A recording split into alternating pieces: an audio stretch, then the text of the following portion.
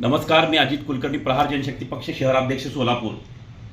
परिवर्तन महाशक्तीने आज आपल्याला महाविकास आघाडी असू दे, महायुती असू दे आणि परिवर्तन महाशक्ती हा तिसरा पर्याय आदरणीय आमचे बच्चूभाऊ असतील, आपले राजे असतील, राजू शेट्टी असतील, या माध्यमातून आपल्यासमोर एक नवीन पर्याय आणलेला आहे।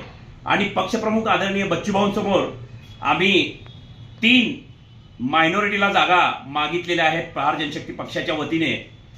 एखादा कोणीतरी मुस्लिम समाजावर टीका करतो, मुस्लिम समाजाला जाणून बुजून त्रास देतो, नितेश राणेसारखे लोक आक्रमकरित्या होऊन प्रहार जनशक्ती पक्षाने त्याचा विरोध केला। कुठलाही समाजातला माणूस उठलेला नाही नितेश राणेचा विरोध करायला। प्रथमतः प्रहार जनशक्ती पक्षाने ही गोष्ट जनसामान्यांसमोर मांडली आणि त्या गोष्टीला विरोध केला। कुठेतरी जातीय दंगली भडकवायचे, कुठेतरी जाणून बुजून एखाद्या समाजाला टार्गेट करायचं। अहो, तुम्हाला लाजा वाटायला पाहिजे। आज 75 वर्ष पूर्ण झाले आपल्याला स्वातंत्र्य मिळून, प्लॅटिनम जुबली झाली। आज तागायत कुठल्या पक्षांनी आणि कुठल्या संघटनेनी जनसामान्यांचे जातीपातीच्या राजकारणाशिवाय कुठलेही प्रश्न मिटवलेले नाहीत। 75 वर्षात सोलापूरच्या जवळजवळ 11 तालुक्यातील पाणी प्रश्न मिटलेला नाही। सोलापूर शहराला एक वेळ व्यवस्थित पाणी देऊ शकले नाही। 75 वर्ष झाले तरी हाच प्रश्न। जातीय तेढ निर्माण करणे, रस्ते व्यवस्थित नाहीत, रस्त्यात खड्डे, खड्ड्यात रस्ते, अनेक प्रश्न प्रलंबित झालेले आहेत। लोकांचे ऍक्सिडेंट झाले, काही लहान मुलं एमएससीबीच्या खांबाला चिटकून राहिले। हे सगळं प्रशासन आणि शासनाने आज तागायत काय केलं 75 वर्षामध्ये मला सांगा।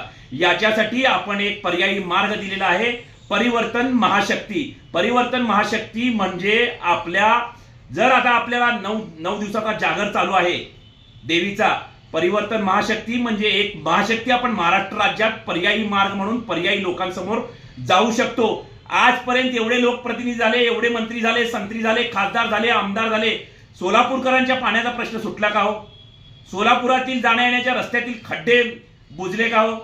अनेक ऍक्सिडेंट झाले, संपले का हो? अनेक वेगवेगळ्या धंद्यांनी इथं येण्याचा प्रयत्न केला, ते धंदे तुम्ही आणले का हो? विमानसेवा आता कुठेतरी सुरू होत आहे, तर यात सुद्धा खोडा घालून कुठल्या तरी जातीय धर्माला। परवा मी अक्कलकोटला गेलो होतो। अक्कलकोट मधील एक माजी आमदार त्यांनी ते वक्तव्य केलं की मुस्लिम समाजाला एखादी बिर्याणी दिली की मुस्लिम समाज सगळा एकवटतो। अहो, मुस्लिम समाज एवढा खालच्या स्तराचा आहे का हो? मुस्लिम लोकांनी या गोष्टीचा विचार करायला पाहिजे।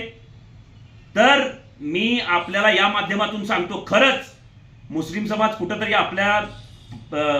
एखादा चहाचं कॅन्टीन असेल, कुठं केळीच्या गाड्या असतील, कुठं फळफळावं विकून आपला जे काही आहे तो पोटाचा जो काही मार्ग आहे तो बरोबर घेऊन जात आहे। मला सांगा, त्या आमदाराला लाज वाटायला पाहिजे खराला। या माध्यमातून मी आपल्याला मुस्लिम समाज असेल, काय झालं हो धनगर समाजाचा प्रश्न, काय झालं मराठा समाजाचा प्रश्न, काय झालं? तुम्ही आज तक त्यांना आजपर्यंत तुम्ही का देऊ शकला नाही? आरक्षण का देऊ शकला नाही? मी एक सामान्य नागरिक आहे, प्रहार जनशक्ती पक्षाचा अध्यक्ष सोडा, सामान्य नागरिक आपल्याला प्रश्न विचारतोय, काय झालं मराठा समाजाच्या आरक्षणाचं, काय झालं धनगर समाजाच्या आरक्षणाचं, काय झालं मुस्लिम समाजाच्या 5% आरक्षण, ब्राह्मण समाजासाठी आज तागायत तुम्ही काय केलं? आम्ही इमानदारीने, खरं तर बीजेपीच्या मागे आजकाल ब्राह्मण समाज उभा राहत होता, काँग्रेसच्या मागे मुस्लिम समाज उभा राहत होता, धनगर समाजाने कुठलं जात धर्म बघितलं नाही, तुमच्या मागे उभारले। मराठा समाजाचे आज कित्येक आमदार खासदार झाले, का बरं तुम्ही प्रश्न सोडवले नाहीत?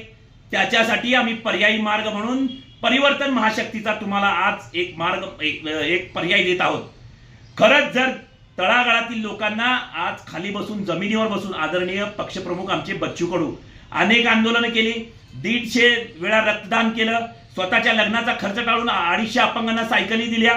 मला सांगा, लोकप्रतिनिधी 150 वेळा, कुठलाही एक माणूस मला दाखवा लोकप्रतिनिधी 288 मध्ये 150 वेळा रक्तदान केलेला, जनसामान्यांसाठी, शेतकऱ्यांसाठी, अपंगांचे वंचित राहिलेले प्रश्न उचलणारा एकमेव आमदार, त्यांच्यावर 350 गुन्हे दाखल झाले। या माध्यमातून या आमदाराने पुढाकार घेऊन परिवर्तन महाशक्ती जी निर्माण केलेली आहे, त्या परिवर्तन महाशक्तीच्या बाजूने आपण राहावं। आता 2-4 दिवसात प्रहार जनशक्ती पक्ष शेतकरी संघटनेच्या वतीने मुस्लिम समाजाला मी विनंती करतो, ब्राह्मण समाजाला विनंती करतो, धनगर समाजाला, मराठा समाजाला विनंती करतो, आपले प्रश्न जर मार्गी लावायचे असतील तर आपल्यामधले जनसामान्य लोकप्रतिनिधी आपण निवडून द्यायचा आहे। ह्या प्रस्थापितांना आता लाता घालायच्या आहेत, घराणेशाही बंद करायची आहे।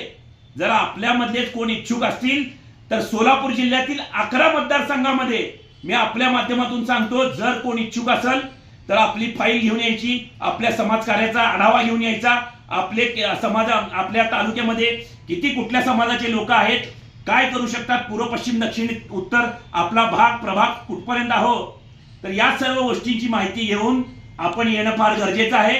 आणि 4 दिवसानंतर आम्ही भव्य मेळावा लावणार आहे. जनसामान्यांचा आपल्यामधलाच लोकप्रतिनिधीनं फार गरजेचं आहे. आपण यासाठी एकवटलं पाहिजे. मराठा समाज असेल, धनगर समाज असेल, आपण कुठंतरी भंडारा उधळून चालणार नाही.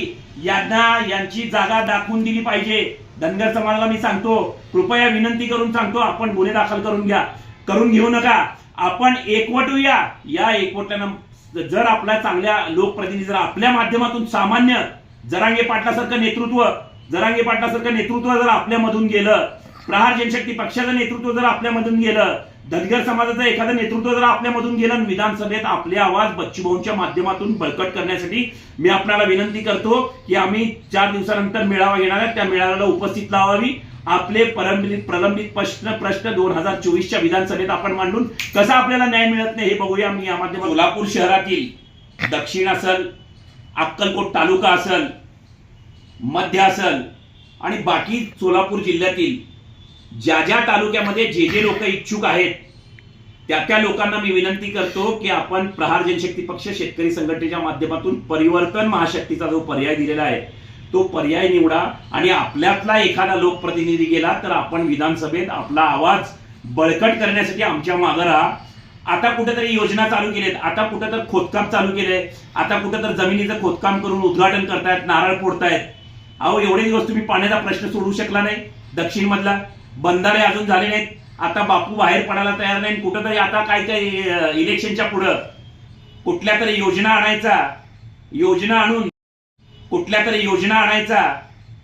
आणून परत ते काय करायचं, नंतर ते इलेक्शन झाले ही योजना बंद पडणार. कारण तिजोरीत खडखडाट झालेला आहे. या सर्व गोष्टीला जबाबदार कोण? सचिन कल्याण शेट्टी साहेब कुठंतरी देवेंद्र फडणवीसांना आणतात आणि तिथं जातीयवाद निर्माण करून याला आटतात, त्याला आटतात, पोलीस प्रशासनाला हाताशी धरून हे सगळे कामकाज. जातीयवाद करणारा लोकप्रतिनिधी आपल्याला नको. सामान्य निर्मळ पाण्यासारखा आरशासारखा आपले मत मांडणारा, जनसामान्यांना घेऊन जाणारा, सर्व जाती धर्मांना दूर ठेवून माणूस म्हणून जगणारा, माणूस म्हणून पुढे येणारा आणि माणूस म्हणूनच शेवटपर्यंत राहणारा लोकप्रतिनिधी आपल्यासाठी योग्य आहे. धन्यवाद.